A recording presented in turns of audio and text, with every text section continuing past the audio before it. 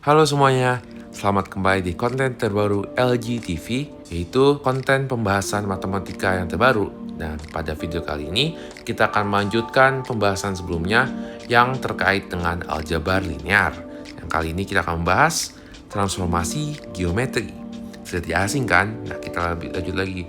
Apa itu transformasi geometri?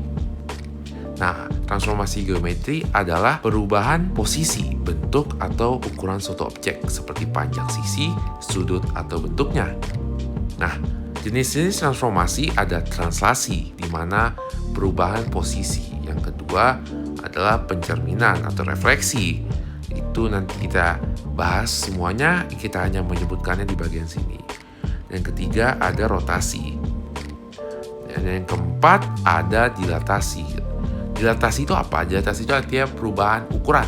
Kalau masih asing dengan kata-kata itu artinya perubahan ukuran. Nah, selanjutnya kita akan membahas sebuah prasyarat yang dimiliki oleh tiap transformasi. Setiap transformasi memiliki dari empat tersebut yang tidak memiliki prasyarat adalah translasi. Mengapa translasi tidak memiliki prasyarat? Karena translasi dapat memindahkan semua titik sesuai dengan soal yang menunjukkan pada koordinat berapa dipindahkan. Jadi contohnya X awal dan Y awal ditambahkan sebuah nilai dan itu semua tinggal ditambahkan saja, itu tidak usah ada memedulikan posisi titik pusat atau apapun. Nah, kecuali di pencerminan. Pencerminannya agak ribet karena ada 5 tipe. Kalau pencerminan tidak memedulikan titik pusatnya, tapi dia lebih ke memedulikan pada bidang apa dia mencerminkan dirinya. Nah, ada pencerminan terhadap sumbu X, pencerminan terhadap sumbu Y, pencerminan terhadap Y sama dengan garis plus minus X, ada X sama dengan H, ada Y sama dengan L. Dan ada juga prasyarat transformasi geometri untuk rotasi dan dilatasi, di mana rotasi dan dilatasi bisa terjadi dalam dua kategori, yaitu ketika titik P atau titik pusat ada di 0,0.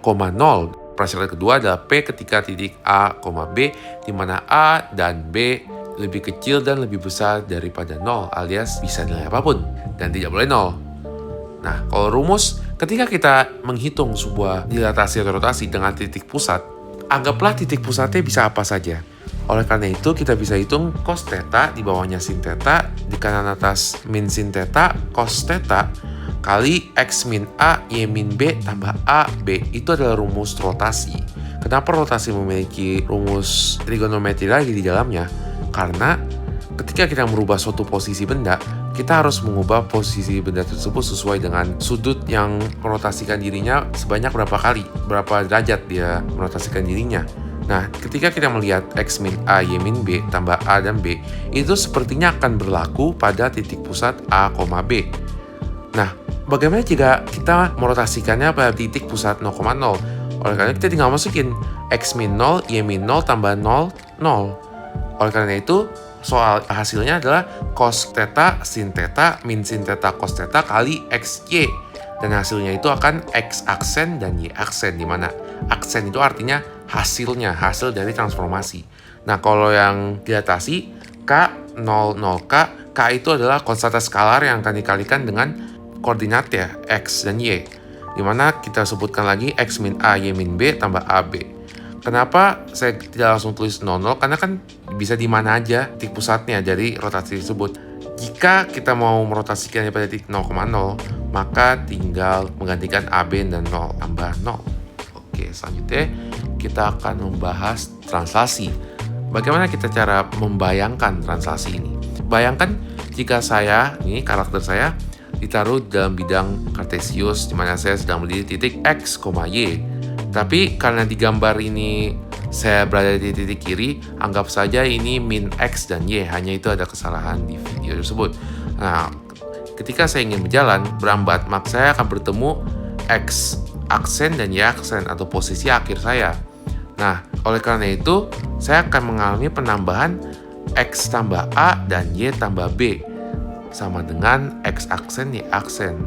Alias kita akan merubah posisi tersebut tergantung dengan berapa koordinat yang menjadi penambahan atau pengurangan posisi kita. Yang kedua adalah pencerminan.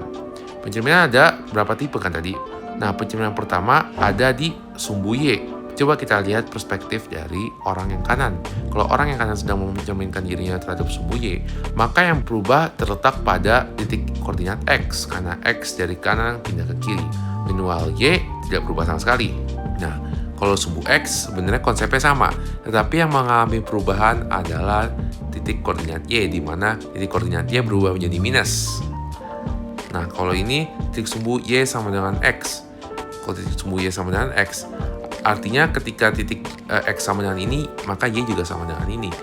Ketika kita melihat perubahannya, maka pencerminan tersebut akan mengalami pembalikan, yaitu X sama dengan Y aksen dan Y sama dengan X aksen, di mana bentuknya akan seperti membentuk sebuah sudut siku-siku dari perspektif orang tersebut. Kalau yang satunya lagi ada pembalikannya, yaitu sumbu Y sama dengan min X, di mana X Y sama dengan min Y aksen X aksen, karena tinggal dibalik ke bagian sebelah kiri. Nah, kalau ini rotasi.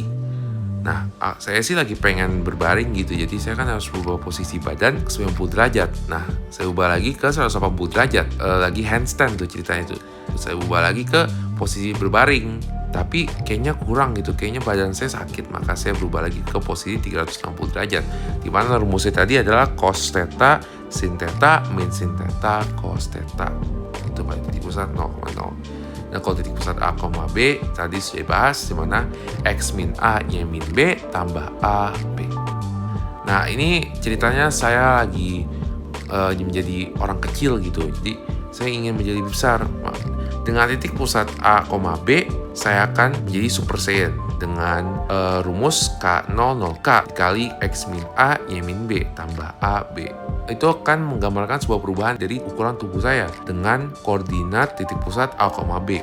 Nah, jika dilihat nih, nah itu ngelihat tuh perubahan posisinya. Jadi dari titik pusat A, B, kita akan melihat titik pusat itu akan sangat mempengaruhi perubahan posisinya. Inilah penghujung dari video kali ini. Jika kalian ingin mengetahui contoh-contoh soal untuk transformasi geometri, maka simaklah video selanjutnya yang akan dibahas oleh teman-teman saya. Terima kasih telah menonton. Jangan lupa like dan subscribe.